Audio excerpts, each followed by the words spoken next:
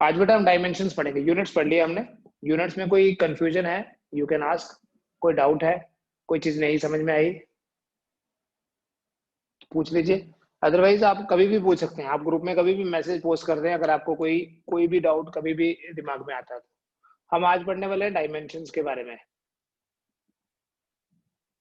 Dimensions क्या होते हैं, कैसे डायमेंशंस को एक्सप्रेस करते हैं, एंड अगले 2-4 दिन में हम ये सब पढ़ेंगे कि डायमेंशनल एनालिसिस या डायमेंशंस के बारे में पढ़ते ही क्यों हैं।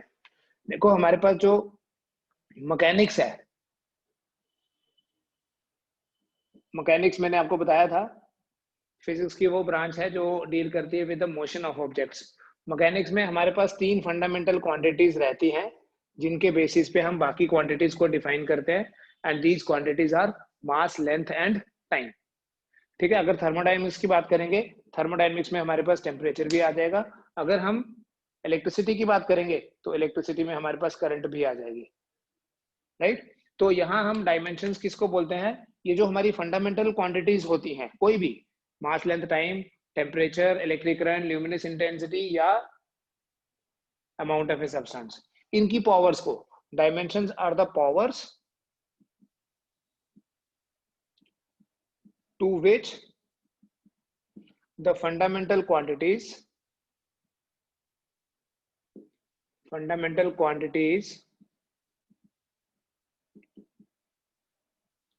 must be raised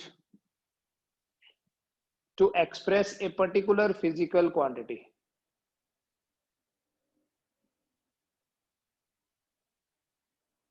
ठीक है, dimensions are the powers to which the fundamental quantities must be raised to express a particular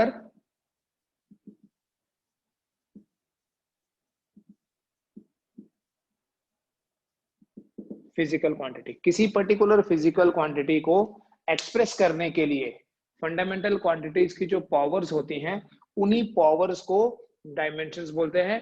and since हमारे पास 7 फंडामेंटल क्वांटिटीज है, इसलिए बेटा ये याद रखना कि फिजिक्स में 7 डायमेंशंस होती हैं।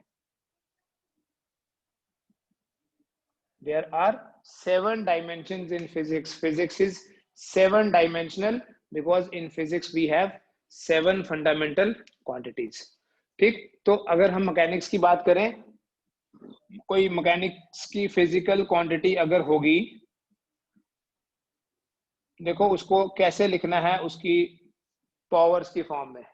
कोई भी फिजिकल क्वांटिटी है उसको स्क्वायर ब्रैकेट में लिखोगे तो इसका मतलब है उसके डायमेंशंस की बात हो रही है। It is equal to MA LB and TC। MA LB and TC। इसमें M L और T क्या है, M मास है, L लेंथ है और T जो है वो टाइम है। A B और C, इस एक्सप्रेशन में A B और C को बोलते हैं डायमेंशंस। A B और C को बोलते हैं डायमेंशंस। तो डायमेंशंस क्या हुआ, मास, लेंथ और टाइम की जो पावर्स हैं उन्हें हम डायमेंशंस बोलते हैं। लेकिन जब टेम्परेचर की बात होगी तो यहां आगे हम K भी लिखेंगे। ठीक है, अगर करंट की बात होगी यहाँ A भी आ जाएगा, फिर D भी आ जाएगा। सिंस मैकेनिक्स में हम 3 फिजिकल क्वांटिटीज को बोलते हैं, ये फंडामेंटल फिजिकल क्वांटिटीज है, इसलिए मैकेनिक्स के हिसाब से मास, लेंथ और टाइम की जो पावर्स हैं उन पावर्स को डायमेंशंस बोला जाता है। तो सिंपल वर्ड्स में डायमेंशंस को कैसे डिफाइन करते हैं, dimensions are the powers to which the fundamental quantities must be raised to express a particular physical quantity. किसी पर्टिकुलर फिजिकल क्वांटिटी को एक्सप्रेस करने के लिए फंडामेंटल क्वांटिटीज की जो पावर्स होती हैं उन्हीं पावर्स को डायमेंशंस बोला जाता है। ठीक है, हम बेसिक से स्टार्ट करेंगे, डायमेंशंस निकालना सीखेंगे आज हम। एटलीस्ट हमें ये पता होना चाहिए कि डायमेंशंस फाइंड कैसे करनी है, क्या मेथड होते हैं। तो बेटा अगर मैं कभी कोई इक्वेशन लिखता हूं,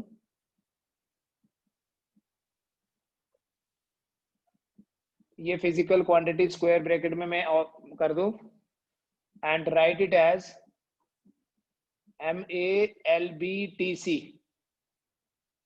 तो इस पूरे एक्सप्रेशन को बोलते हैं डायमेंशनल इक्वेशन।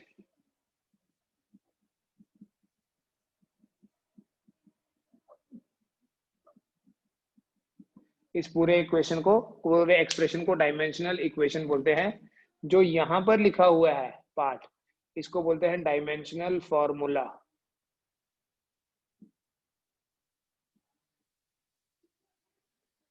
ठीक है, मास लेंथ और टाइम तो समझ में आ जाएगा। ए, बी और सी को बोलते हैं डायमेंशंस।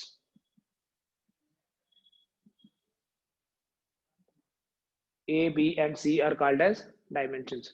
तो किसी फिजिकल क्वांटिटी को जब हम एक्सप्रेस करते हैं in terms of mass length and time, उनकी जो पावर्स आएंगी उन पावर्स को डायमेंशंस बोला जाता है।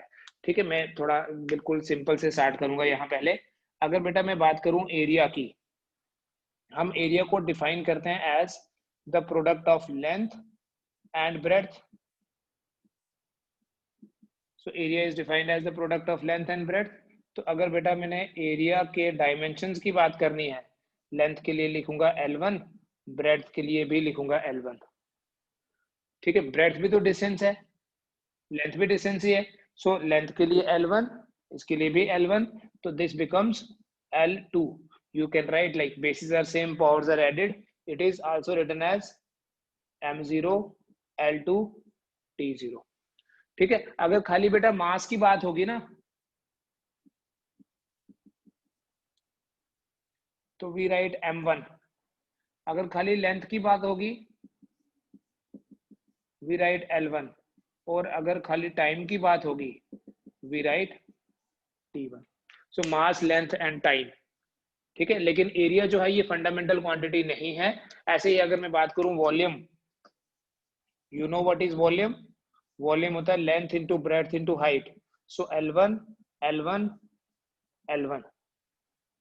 ठीक है, लेंथ भी डिस्टेंस, ब्रेड्थ भी डिस्टेंस, हाइट भी distance, it is L3। So L3 मतलब M0 L3 T0 लिख लीजिए। ठीक है, ऐसे हम कुछ क्वांटिटीज के डायमेंशंस की और बात करेंगे ताकि हमें अच्छे से प्रैक्टिस हो जाए। लेकिन ये चीज दिमाग में रखना कि डायमेंशन जरूरी नहीं है कि हमेशा मास, लेंथ और टाइम ही हो। कोई भी among 7 we can have any physical quantity here। ठीक है, I'll take some mechanics quantities like speed की अगर मैं बात करूं, speed is defined as the ratio of distance traveled to the time taken। अगर मैं velocity की बात करूं, मैं पहले सारी definitions लिख लेता हूं। velocity होती है बेटा displacement upon time। अगर मैं बात करूं acceleration की, acceleration is change in velocity divided by the time taken। If I talk about force, it is product of mass and acceleration। If I talk about work, it is force into displacement। If I talk about power, power is force upon time, sorry, power is work upon time। तो इस तरह से इन physical quantities के dimensions कैसे लिखने हैं वो समझना। बेटा जो डिस्टेंस है, I write L1 for distance, time के लिए आई राइट T1। ठीक है, so it will be L1 T -1, ऊपर जाएगा माइनस हो जाएगा। यहाँ पर M नहीं है, हम M0 लिखेंगे। नहीं भी लिखोगे ना M, तब भी चलेगा, L1 T -1 लिख सकते हैं सिंपली। अगर वेलोसिटी की बात करें, वेलोसिटी डिस्प्लेसमेंट अपॉन टाइम है, तो ये भी सेम ही रहेगा। अगर मैं बात करूं एक्सेलरेशन की, acceleration is change in velocity upon time, तो चेंज इन वेलोसिटी बेटा वेलोसिटी ही होता है, divided by T1 is the time. So it is equal to L1 T -2। ध्यान से देखो ये T -2 कैसे हुआ, दिस इज -1, यहां से ये ऊपर चला जाएगा, -1 विल बिकम -2। तो फोर्स का होता है मास टू एक्सेलरेशन। मास के लिए आ जाएगा m1 और एक्सेलरेशन के लिए L1t-2। वर्क होता है फोर्स इंटू डिस्प्लेसमेंट, तो ये फोर्स आ गया m1 L1t-2 into displacement is L1। ठीक है, this L1 and this is also L1, it becomes L2, so it is m1 L2t-2। उसके बाद बेटा power is work upon time, तो ये वर्क है आपके पास m1 L2t-2 divided by t1, so it becomes m1 L2 t-3, -2 -1 is -3। सो इस तरीके से हम ये डेफिनेशंस यूज करते हैं और डेफिनेशंस के बेसिस पे हमें डायमेंशनल फॉर्मूला जो है वो पता चल जाता है। ठीक है, मैं कुछ और एग्जांपल्स ले रहा हूँ जस्ट फॉर प्रैक्टिस। अगर मैं बात करूँ, इससे दो फायदे होंगे देखो ऐसे करने से। एक तो डायमेंशन फॉर्मूला निकालना आ रहा है, और दूसरा ना हमें क्विक एक डेफिनेशन से याद हो जाती है जो हम बाद में डिटेल में भी पढ़ते हैं। जैसे अगर मैं बात करूँ मोमेंटम की, momentum is defined as the product of mass and velocity. P से रिप्रेजेंट करते हैं बेटा मोमेंटम को, मैकेनिक्स में पढ़ेंगे लेटर पार्ट में। Momentum is mass into velocity. तो अगर मैं मोमेंटम के डायमेंशंस की बात करूं, मास के लिए लिखूंगा m1, वेलोसिटी के लिए L1t-1। ठीक है, अगर मैं बात करूं इंपल्स की, impulse is force into time. तो इंपल्स का जो डायमेंशनल फॉर्मूला होगा, फोर्स इज m1 L1t-2 और टाइम के लिए है t1। समझ में आ रहा है? यहाँ t का पावर -2 है, यहाँ 1 है। It will be equal to m1 L1t-1। कैसे? -2 + 1, -2 + 1 इक्वल्स टू -1।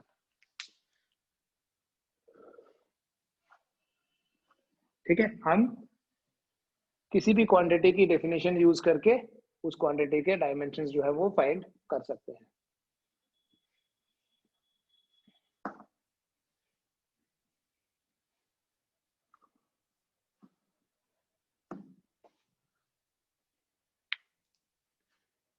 बेटा थोड़ा सा और बताता हूँ कि मैंने आपको बोला जरूरी नहीं है कि मास, लेंथ और टाइम। जैसे अगर मैं बात करूँ कहाँ पर एडिशनल क्वांटिटीज आएंगी, आल तो आप 11th में तो यूज नहीं करोगे, बट फिर भी आपको ये पता होना चाहिए कि हमेशा मास, लेंथ और टाइम की बात नहीं होती है। जैसे मैं बोलूँ charge is equal to current into time, हम मैथमेटिकली ऐसे लिखते हैं Q is equal to I into T, Q equals to I into T. तो क्या लिखेंगे? Dimensional formula of Q। अब करंट जो है ना मास है ना लेंथ है, टाइम भी नहीं है। करंट भी एक इंडिपेंडेंट फिजिकल क्वांटिटी है, तो करंट के लिए लिखना A1, टाइम के लिए लिखना T1। तो जब हम इसको कंप्लीटली लिखेंगे, we write M0 L0 T1 A1। ठीक है, डोंट गेट कंफ्यूज कि मोमेंटम से डायमेंशंस में खाली मास, लेंथ और टाइम होता है। देन अगर हम बात करें पोटेंशियल की, 10th क्लास में पढ़ा हुआ आपने, 12th में भी पढ़ोगे। पोटेंशियल होता है बेटा वर्क अपॉन चार्ज। तो V का क्या डायमेंशनल फॉर्मूला होगा?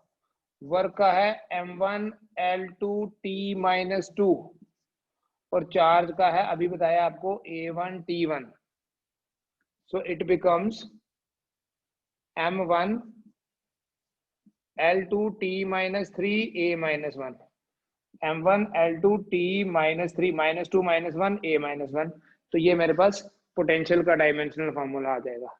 बहुत सारे कर सकते हैं बेटा आप डायमेंशनल फॉर्मूला डेफिनेशन के बेसिस पे। ठीक है, जरूरी नहीं है कि हमेशा मास, लेंथ, टाइम होगा। आल्दो 11th में 99% हम जो डायमेंशनल फॉर्मूले यूज करेंगे वो मास, लेंथ और टाइम पे बेस्ड होंगे। लेकिन थर्मल फिजिक्स में एक बार आपको यहाँ कहीं टेम्परेचर की बात भी आ जाएगी, तो वो वहीं पे हम देखेंगे, यहाँ केल्विन भी इंट्रोड्यूस कर देंगे, के लिख देंगे उसकी जगह बस।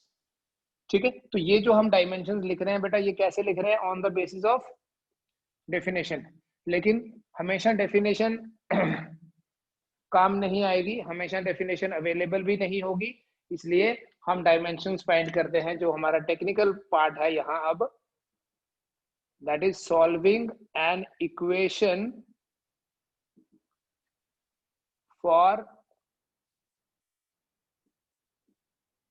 obtaining dimensional formula.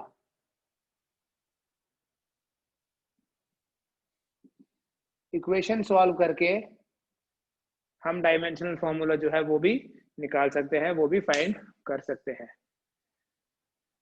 कैसे? देखिए, कोई इक्वेशन में सिंपल इक्वेशन लेता हूं, I write F equals to G m1 m2 by R square. अब यहाँ आज हम जिन इक्वेशंस की बात करेंगे, जरूरी नहीं है कि वो सारी इक्वेशंस आपने कहीं ना कहीं पहले देखी हो, नहीं भी देखी होंगी तब भी हम इक्वेशन सॉल्व करना जो है, इक्वेशन हम बाद में पढ़ भी लेंगे, बट अभी इक्वेशन के बेसिस पे डायमेंशन लिखना सीख लेते हैं। तो अगर मैं आपको बोलूं ये न्यूटन्स लॉ ऑफ ग्रेविटेशन है जिसमें F फोर्स है, m1 मास, m2 मास, r डिस्टेंस, तो g का डायमेंशनल फॉर्मूला क्या होगा?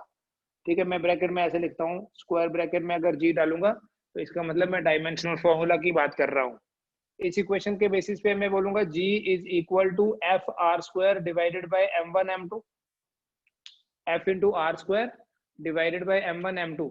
तो जब आपने g के डायमेंशंस लिखने हैं, क्या करोगे बेटा? f की जगह लिखना m1 l1 t minus 2, are square की जगह लिख दो l2, m1 भी मास है, m2 भी मास है, तो मैं लिख लूंगा m1 के साथ भी m1 और m2 के लिए भी m1, so it becomes m1 l3 t minus 2 divided by m2। ठीक है, इसको आप सॉल्व कर ले, ये बन जाएगा m minus 1 l3 t minus 2। ठीक है, तो इस तरह से हम किसी कांस्टेंट के डायमेंशंस फाइंड कर सकते हैं। यहाँ अभी स्टोरी एंड नहीं है, ये एक एग्जांपल दी, ऐसी और भी एग्जांपल्स दे रहा हूँ अभी मैं आपको। ठीक है, चले आगे। अब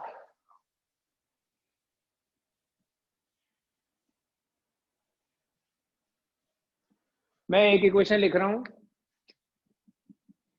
वेवलेंथ जो होती है बेटा,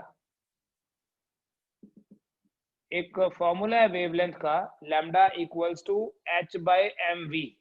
इसको डी ब्रोगलीज फॉर्मूला बोलते हैं, डी ब्रोगली बोलते हैं केमिस्ट्री में इसको, de Broglie's wavelength, lambda equals to h by M V. इस इक्वेशन में बेटा ये जो h है ना, this is called as Planck's constant, Max Planck के नाम से this is called as Planck's constant. तो मैं क्वेश्चन ये है कि अगर ये वेवलेंथ है, ये मास है, ये वेलोसिटी है, m is mass, v is velocity, तो h का डायमेंशनल फॉर्मूला क्या होगा? स्क्वायर ब्रैकेट में लिख दिया। तो क्या करें बेटा, इक्वेशन को मैनिपुलेट करें, इस इक्वेशन को ऐसे लिख सकते हैं, लैम्डा इंटू एम वी।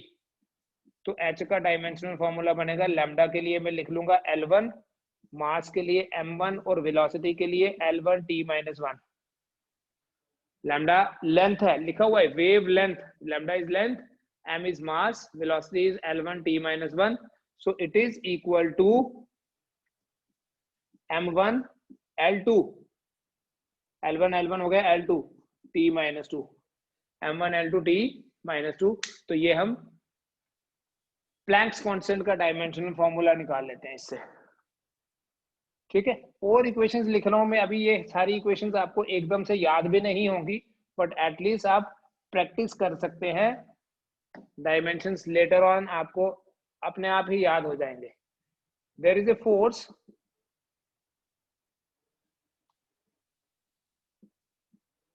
जिसको बोलते हैं बेटा विस्कस फोर्स। जब हम फ्लूइड्स की बात करते हैं, किसी लिक्विड की बात करते हैं, लिक्विड का फ्लो हो रहा है, तो वहां पर एक हमारे पास फॉर्मूला आता है, आप पढ़ेंगे भी इसको 11 में, F equal to 6 pi eta V R. इस सिंबल को ईटा बोलते हैं, ETA। इस एक्सप्रेशन में F फोर्स है, ईटा कोफिशिएंट ऑफ विस्कोसिटी है यहाँ। What is eta? It is coefficient of viscosity. Eta is coefficient of viscosity, v is velocity, v is velocity और r है रेडियस, मतलब लेंथ है। तो इसके बेसिस पे बताओ ईटा का डायमेंशनल फॉर्मूला क्या होगा? निकालना है ना, क्या करें, उसको सेपरेट कर लें, तो मैं इस इक्वेशन को ऐसे मैनिपुलेट करूंगा, लिखूंगा eta equal to F by 6 pi V R. फिर डायमेंशन लिख लो, फोर्स का m1 L1 T माइनस 2, 6 पाई तो कांस्टेंट है, छोड़ दीजिए। वेलोसिटी के लिए L1 T माइनस 1 और रेडियस के लिए L1। बस न्यूमरेटर और डिनोमिनेटर अलग अलग से करो, m1 L1 T minus 2 divided by L2 T minus 1. When you solve this, m1 L की पावर है 1 minus 2, L minus 1 minus 2 plus 1 minus 1 again.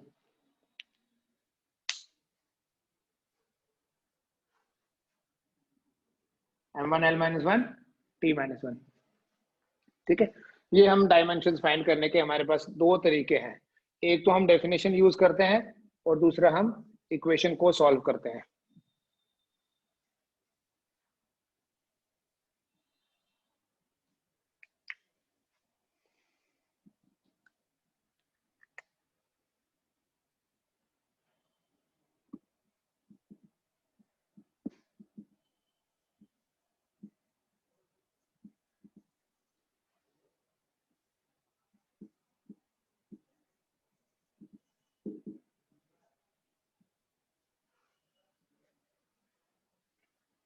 Dimensionless physical quantities वो होती हैं जिनमें m0, L0 और T भी 0 हो, मास की पावर भी 0, लेंथ की पावर भी 0 और टाइम की पावर भी 0। ये वो क्वांटिटीज हैं जिनके न्यूमरेटर और डिनोमिनेटर में एक जैसी क्वांटिटीज आए। जैसे आपको मैंने परसों बताया एंगल को कैसे डिफाइन करते हैं, जब रेडियन में मेजर करते हैं, angle is defined as arc per radius. तो एंगल का जो डायमेंशनल फॉर्मूला होगा, आर्क क्या है, लेंथ, रेडियस भी तो लेंथ है, so length by length will be equal to L0। ठीक है, तो एंगल का डायमेंशन फॉर्मूला हो गया बेटा L0। ऐसे ही अगर मैं बात करूं, आपने 10th में पढ़ा रिफ्रैक्टिव इंडेक्स, म्यू से रिप्रेजेंट करते हैं बेटा रिफ्रैक्टिव इंडेक्स को। और कैसे डिफाइन करते हैं हम रिफ्रैक्टिव इंडेक्स को, refractive index is the ratio of speed of light in vacuum divided by speed of light in medium। so ऐसे लिखते हैं, आपने 10th में लिखा होगा c by v। बेटा c भी स्पीड है लाइट की, L1 T minus 1, v भी L1 T minus 1। so mu का जो डायमेंशनल फॉर्मूला होगा that will be L0 T0। लेकिन मास भी तो नहीं है, m0 L0 T0। जिन फिजिकल क्वांटिटीज को हम डिफाइन करें as ratio of two similar quantities, ठीक है, ये गलत होगा ये बोलना कि रेशियो ऑफ क्वांटिटीज। रेशियो तो बहुत सारी होती है, जैसे हम पावर को डिफाइन करते हैं, power is work upon time, वो भी रेशियो है, लेकिन पावर डायमेंशनलेस नहीं है। जहां न्यूमरेटर और डिनोमिनेटर, और एग्जांपल दे रहा हूं, there is a quantity called as strain. Strain को डिफाइन करते हैं as the ratio of change in length divided by the original length. Change in length divided by original length, इसलिए बेटा जो स्ट्रेन है it is change in length भी तो length हुई, ओरिजिनल लेंथ भी लेंथ है, तो change in length divided by original length is L0, so that is m0 L0 T0। Strain क्या है, डायमेंशनलेस है। देयर इज ए क्वांटिटी जिसका नाम है रिलेटिव डेंसिटी। आपने ये सब अभी नहीं पढ़ा है, बट एटलीस्ट आप डेफिनेशन याद तो रख सकते हैं, बहुत सारी तो पढ़ी भी होंगी। रिलेटिव डेंसिटी भी डायमेंशनलेस होती है because it is the ratio of density of substance, जिस भी लिक्विड की हम बात कर रहे हैं, फ्लूइड्स में पढ़ेंगे हम डेफिनेशन भी, divided by density of water. तो डेंसिटी होता है मास पर यूनिट वॉल्यूम, तो ऊपर वाली जो डेंसिटी है उसका डायमेंशन आ जाएगा m1 L-3, नीचे भी आ जाएगा m1 L-3। It will become m0, देखो कैसे 1 - 1 0, l -3 + 3 0, टाइम तो है नहीं, t भी 0।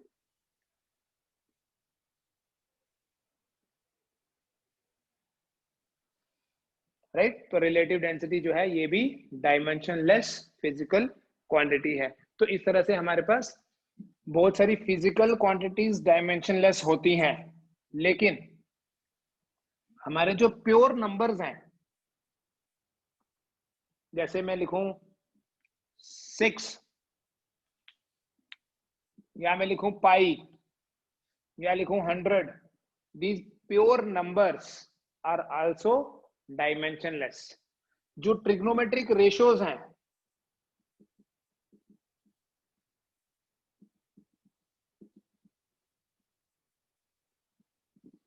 these trigonometric ratios are also dimensionless। जो नंबर्स हैं वो भी डायमेंशनलेस होते हैं, और जो रेशियोज हैं, ट्रिग्नोमेट्रिक रेशियोज हैं, वो भी डायमेंशनलेस होती हैं। आप देख लीजिए कोई भी ट्रिग्नोमेट्रिक रेशियो, जैसे साइन थीटा है तो परपेंडिकुलर बाय हाइपोटेन्यूज होता है, ये भी डिस्टेंस है, ये भी डिस्टेंस है। तो जहां कहीं भी आपको ट्रिग्नोमेट्रिक रेशियोज दिखेंगी तो उनका डायमेंशन लिखने की अगर जरूरत पड़ेगी तो m0 l0 t0 ही लिखना। एक और चीज बताऊंगा बेटा फिजिक्स में एनर्जी की डिफरेंट फॉर्म्स होती हैं। sometimes we say it is kinetic energy and sometimes it is potential energy, sometimes heat energy and sometimes thermal energy। कोई भी एनर्जी जो है उसका डायमेंशनल फॉर्मूला सेम होगा। मैं दो एग्जांपल्स लेके आपको बता रहा हूँ जो दो फेमिलियर एनर्जीज हैं हमारे पास। अगर मैं बात करूं काइनेटिक एनर्जी की,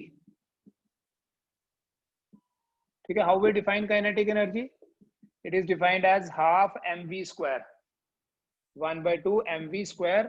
तो बेटा अगर मैं बोलूं काइनेटिक एनर्जी का डायमेंशनल फॉर्मूला लिखना है 1/2 का m0 l0 t0, मास का m1, वेलोसिटी का स्क्वायर l1 t-1 का स्क्वायर, l1 t-1 का स्क्वायर, तो ये बन जाएगा m1 l2 t-2, m1 l1 t m1 l2 t-2। अगर मैं बात करूं बेटा पोटेंशियल एनर्जी की, ठीक है, सिंपल पोटेंशियल एनर्जी जिसको ग्रेविटेशनल पोटेंशियल एनर्जी भी बोलते हैं, उसे हम डिफाइन करते हैं mathematically as mgh, m into G into H. तो अगर मैं बोलूं पोटेंशियल एनर्जी का डायमेंशनल फॉर्मूला, आपको पता होना चाहिए m क्या है, मास है, मास के लिए लिखना m1। आपको पता होना चाहिए g क्या है, सोचो g क्या है इस एक्सप्रेशन में, ये g ग्रेविटेशनल कांस्टेंट नहीं है, ये g है एक्सेलरेशन ड्यू टू ग्रेविटी। तो जो एक्सेलरेशन का फॉर्मूला है ना वो लिखना l1 t-2, और h is height, so that is l1, so it becomes m1 l1 l1 हो गया l2 t-2।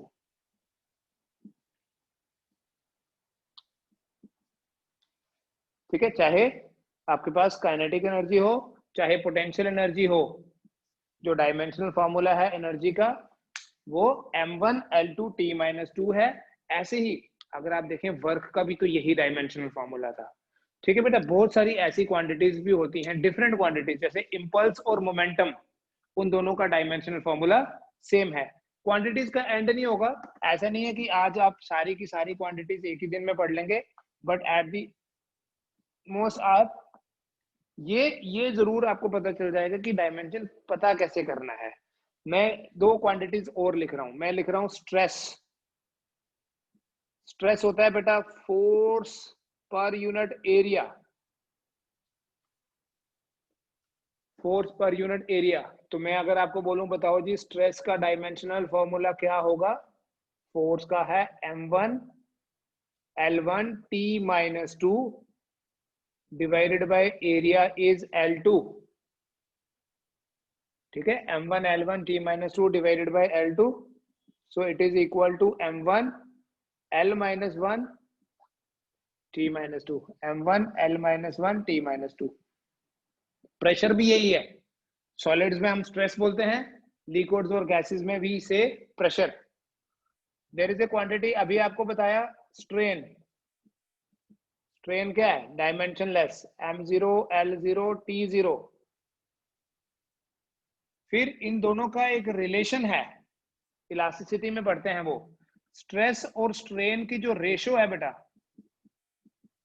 उस रेशो को बोलते हैं modulus of elasticity.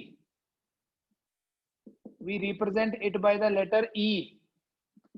So we define E as stress by strain. Strain तो डायमेंशनलेस है, मैं अगर लिखना भी होगा तो ऐसे लिखूंगा m1 l-1 t-2 divided bye m0 l0 t0 divided by m0 l0 t0, then it becomes m1 l1 t-2।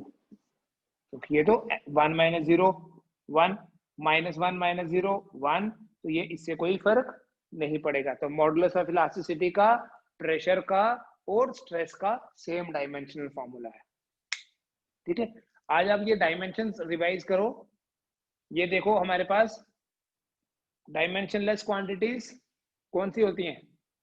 एक तो जिनको हम डिफाइन करते हैं एज रेशो, दूसरा जो कांस्टेंट्स होते हैं, ग्रेविटेशनल कांस्टेंट और प्लैंक्स कांस्टेंट और कोफिशिएंट ऑफ इलास्टिसिटी भी कांस्टेंट है। हमारे पास डायमेंशनल कांस्टेंट है, वो डायमेंशनलेस कांस्टेंट कौन से हो गए?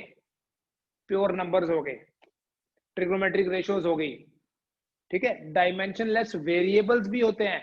अगर हम बात करें, हमारे पास फाइनली इस पूरे एनालिसिस के बेसिस पे 4 तरह की फिजिकल क्वांटिटीज होंगी। There are 4 types of physical quantities. देखो कौन कौन सी। नंबर 1, डायमेंशनलेस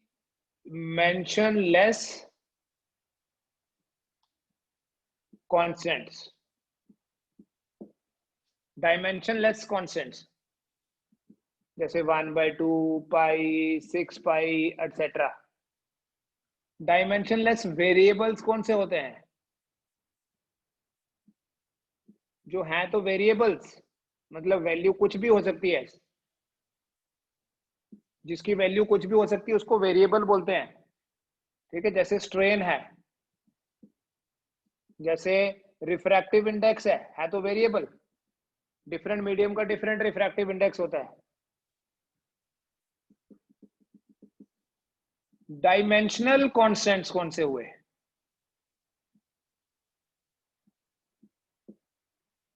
जो है तो कांस्टेंट, मैं बोलने में तो कांस्टेंट बोलेंगे, लेकिन वहां m0 l0 t0 नहीं आएगा। Gravitational constant, Planck's constant, coefficient of viscosity, ये सब डायमेंशनल कांस्टेंट है। और सबसे ज्यादा होते हैं डायमेंशनल वेरिएबल्स। डायमेंशनल वेरिएबल्स कौन से हुए? Velocity, speed, momentum, force, pressure, stress, ये सब वेरिएबल्स हैं। वर्क, पावर, ठीक है, these are all variables. So आज के लेक्चर के बेसिस पे you are able to differentiate between these 4 dimensions. तो फाइंड कर लिए, बट डायमेंशंस के बेसिस पे इन 4 के बीच में अब हम डिफरेंशिएट भी कर सकते हैं।